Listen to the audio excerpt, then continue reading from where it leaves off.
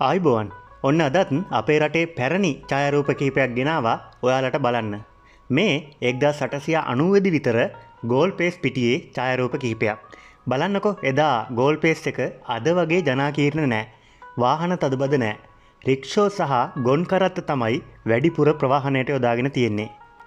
අද goal pace එකත් එක්ක මේ ඡායාරූප සංසන්දනය කළොත් ලොකු වෙනසක් දකින්න පුළුවන් නේද? මේ 1947 ඡායාරූපයක්. මේ ඉන්නේ කවුද කියලා අඳුරගන්න පුළුවන්ද? මේ ඉන්නේ WD ඇල්බර්ට් පෙරේරා. එහෙම නැත්නම් පණ්ඩිත් අමරදේවයන් සහ අල්හාජ් මොහිදීන් බෙක්. අශෝකමාලා චිත්‍රපටයේ ගීත ගායනා පටිගත කරන්න තමිල්නාඩුවේ කොයිම්බතෝර් වල තියෙන සෙන්ට්‍රල් ස්ටුඩියෝ එකට යන අතරතුර තමයි මේ ඡායාරූපය අරගෙන තියෙන්නේ. මේක 1895 දී කැප්ටන් ජේ.ආර්. හොග් විසින් අරගත්තු ඡායාරූපයක්. 1895 දී අනුරාධපුර ශ්‍රී මහා බෝධි පරිසරයේ මේ පිළිම වහන්සේ මේ විදිහට තිබ්බ කියලා තමයි සඳහන් වෙන්නේ. මේ 1870 දී ගාලු කොටුවේ ඡායාරූපයක්. ඔන්න තියෙනවා 1875 දී මහනුවර දළදා පෙරහැරේ ඡායාරූපයක්. කරඬුව වඩම්මන ඇත් රජු හරි ගාම්භීරයි නේද? මේ 1865 විතර ලබාගත් ඡායාරූපයක්. එවකට උඩරට සිංහල නායකයින් දළදා මාලිගාවට රැස් වෙලා ඉන්න අවස්ථාවක් තමයි මේ. ඔයා දළදා මාලිගාවට ගිහින් තියෙනවා නම් මේ තැන අඳුරගන්න ඔයාට අමාරු වෙන එකක් නෑ. 1896 දී අනුරාධපුර ශ්‍රී මහා බෝධිය තමයි මේ. පියගෙට පෙළේ පොඩි දරුවෙක් වාඩි වෙලා ඉන්නව නේද? මේ 1896 ඡායාරූපයක් නම් අද 2025 මේ දරුවා අද ජීවතුන් අතර නෑ. 1897 දී මිහින්තලා පුදබිම තමයි මේ. අද මිහින්තලේ ලස්සනට පිළිවෙලට තියෙන පියගෙට පෙළ එදා ඒ කියන්නේ 1897 දී තිබ්බේ මෙන්න මේ විදිහට. මේ 1860 දී පොළොන්නරුවේ ලංකාතිලක පිළිමගය. බලන්නකො ගරා වැටිලා තියෙන හැටි. අද මේ ලංකාතිලක පිළිමගේ තියෙන බුදු පිළිම වහන්සේගේ සිරස දකින්න නෑ. හැබැයි එදා ඒ කියන්නේ 1860 දී බුදු පිළිමේ සිරස තිබිලා තියෙනව නේද? මේ 1897 දී ලංකාතිලක පිළිමගය 1860ට වැඩිය ටිකක් සුද්ධ වෙලා තියෙනවා. මේ ඡායාරූපයේ බුද්ධ ප්‍රතිමාවේ සිරස අපිට දකින්න පුළුවන්. මේ 1897 දී පොළොන්නරුවේ ගල් විහාරය. ඒ කාලේ මේ තැන් කැලෑවට ගිහිල්ලා තමයි තිබිලා තියෙන්නේ. බ්‍රිතාන්‍ය පාලන යුගයේනේ. මට තියෙන ප්‍රශ්නේ තමයි ඒ කාලේ සිංහල බෞද්ධයෝ වැඳුම් පිඳුම් කරන්නවත් මේ ස්ථාන සුද්ධ කරගත්තේ නැත්තේ ඇයි කියලා.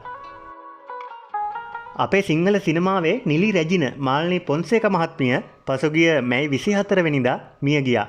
ඉතින් ඒ වගේම අපේ රටේ හිටපු නිලි රැජිනක් තමයි රුක්මනී දේවි කියන්නේ. එතුමිය මිය ගියේ ක්‍රියා අනතුරකින්.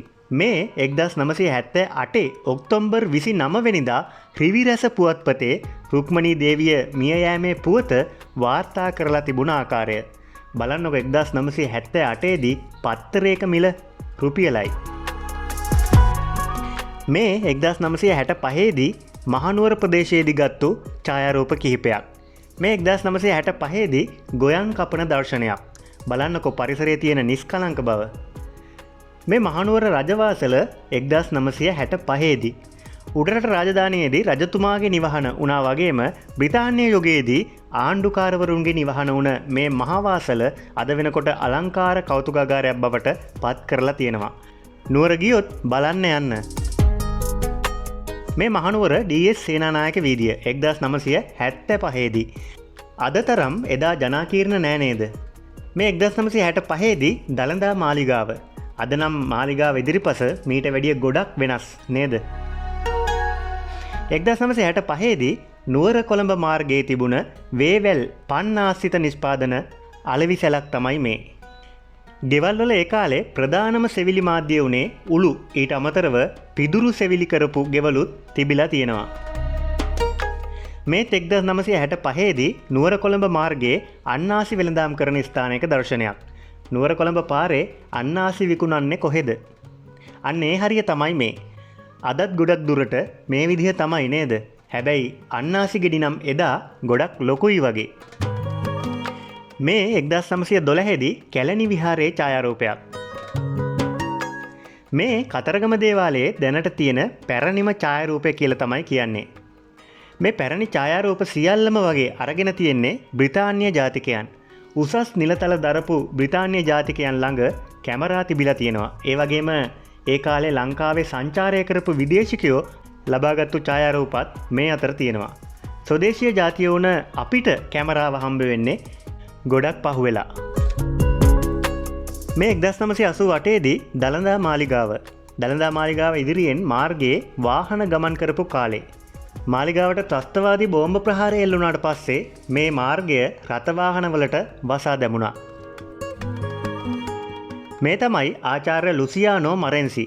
ඔබේ කුඩා දරුවට මෙතුමා ගැන කියලා දෙන්න. 1967දී යම් පුද්ගලයෙක් හෝ කණ්ඩායමක් විසින් සීගිරි බිතු සිතුවම් වලට තීන්ත ප්‍රහාරයක් එල්ල කරනවා.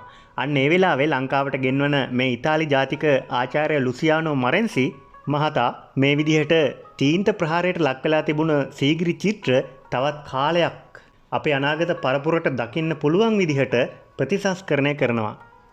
මේ ගැන අපේ අලුත් පරම්පරාව දන්නේ නැහැ. ඒකයි මං කිව්වේ මෙතුමා ගැන ඔබේ දරුවටත් කියලා දෙන්න කියලා. මේ තීන්ත ප්‍රහාරයේ ලක් වුණ චිත්‍ර ඒ ප්‍රහාරයට කලින් තිබුණ ආකාරය.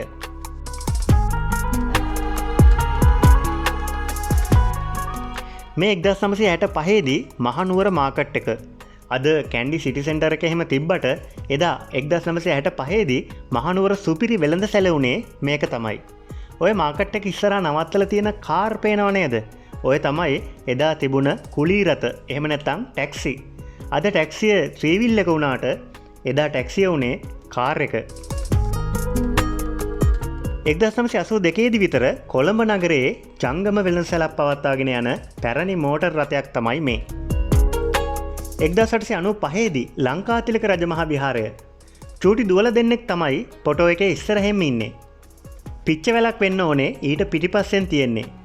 ඒ වැලට ගහපු මැස්සේ කණුවකට කෙනෙක් හේතු වෙලා ඉන්නවා. තව කොළු ගැටෙක් පිටිපස්සේ තාප්පේ ඉඳගෙන ඉන්නවා. තවත් අය මොකක් හරි වැඩක්. ඒත් අද මේ කවුරුත්ම ජීවතුන් අතර නැතුව ඇති. ලංකාතිලක විහාරය නම් අදත් ඒ විදිහටම තියෙනවා. ඒක තමයි ඉතින් සොබාදහම නේද? මේ 1940දී පිටකොටුවේ ඡායාරූපයක්. වාහන තදබදයක් නැහැ. මිනිස්සු තමයි වැඩි. ගොන් කරත්තයක් සහ රික්ෂෝ එකක් දකින්න පුළුවන්. ගොඩක් ඉන්නේ සරම කමිසය ඇඳගත්තු මිනිස්සු. සරමට කෝට් එක ඇඳපු අයත් ගොඩක් ඉන්නවා. පිරිමි අය තමයි ගොඩක්ම දකින්න පුළුවන් වෙන්නේ. අඳුරගන්න පුළුවන්ද මේ වීදිය මොකක්ද කියලා? දන්නවනම් කමෙන්ට් එකක් දාන්න. හරි. එහෙනම් අදට අපි ගිහිල්ලා එන්නම්. තවත් මේ වගේ පැරණි ඡායාරූප තියෙනවා. ඒවත් ළඟදිම මේ වගේ අරන් එන්නම්. පරිස්සමින් ඉන්න. තෙරුවන් සරණයි.